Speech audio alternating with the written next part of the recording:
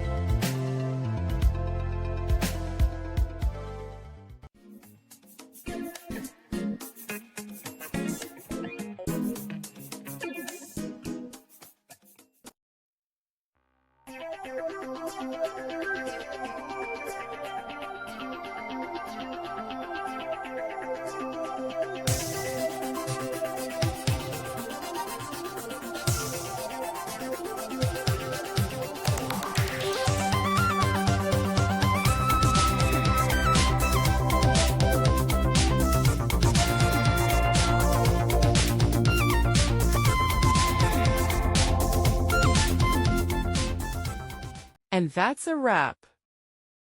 I hope you found the answer you were looking for. If you did, take a second to hit that subscribe button. It really helps out. And let me know in the comments which solution worked best for you. See you next time in the debug zone.